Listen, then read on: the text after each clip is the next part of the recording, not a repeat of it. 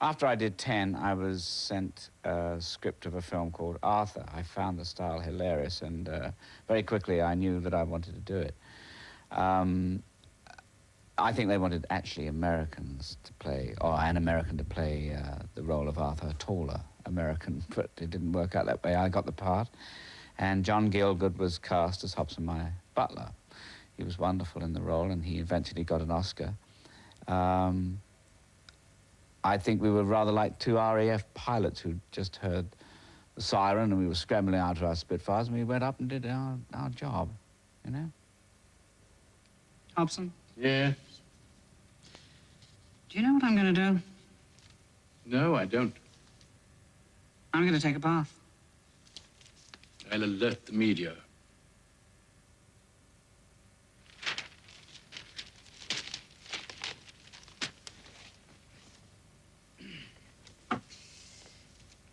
You want to run my bath for me? It's what I live for.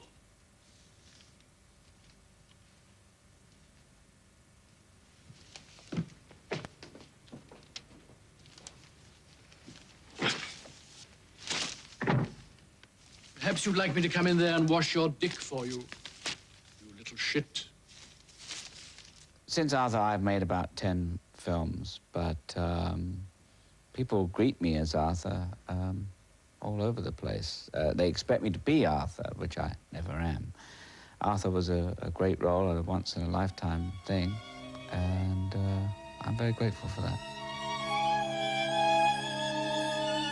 I, personally, have become very passionate about people and things. Something happens when you get married.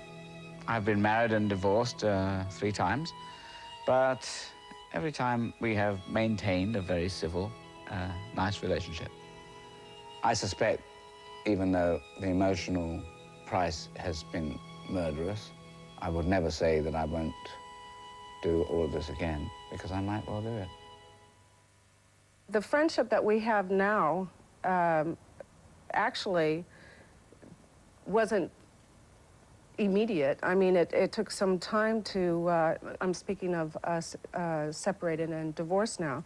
It took a lot of work and unconditional love and respect, actually, to honor each other. And I think, you know, sometimes after a relationship is over, there's a lot of bitterness and anger. And I think it's come to a place that you can walk away and actually say, it didn't work, but that's okay. That's okay, and still love the person. I think after you spend a great deal of time with someone and invest that much time into each other, to walk away would be absolutely ridiculous, now wouldn't it, I think. So what was it all about anyhow? So it's one of my biggest lessons in life, and I'm glad I had the opportunity to experience it. Makes me a stronger person. A few years ago, my son Patrick was born. It was a strange moment for me because I'm not really your organic father from way back. And I'm sort of a little guilty, quite naturally, not guilty neurotically, of not really being around. But I guess I'm just teaching him what I know, which is not very much.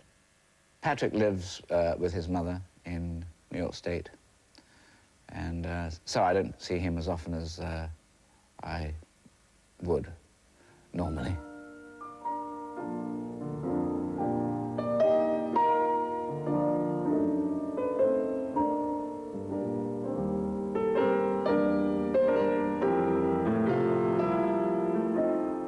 I've long been a great admirer of the conductor, George Solti, and it was a great privilege, really, to work with him.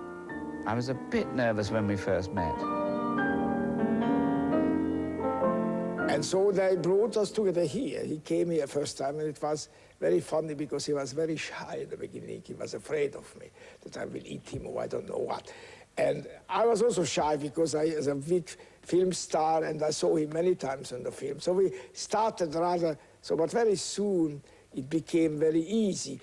And we worked very well together. He is a delight to work with him.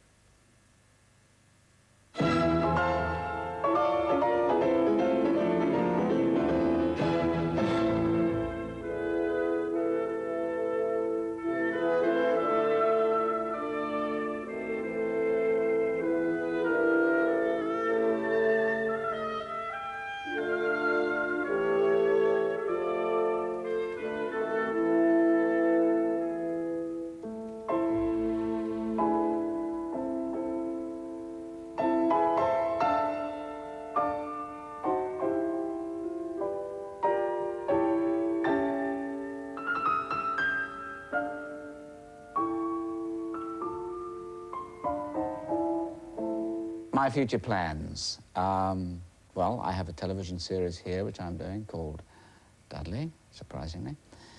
I will always, I'm sure, want to play the piano. I love playing, and I think my one ambition that I have now is to produce a more beautiful tone at the piano. Which doesn't sound much, does it? But it is. And I love performing. And I love composing when I do it. So I will compose and perform as long as I can.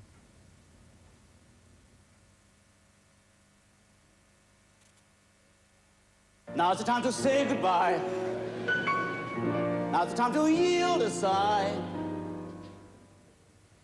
Wasn't yielded. Now's the time to win away. Give a bit more reverb on it, love. Whee! Until we meet again some sunny day. Goodbye, goodbye, we're leaving you skiddy-da. Goodbye, wish you fun, goodbye. Fa-da-da-da, fa-da-da-da, goodbye, goodbye, we're leaving you skiddy-da.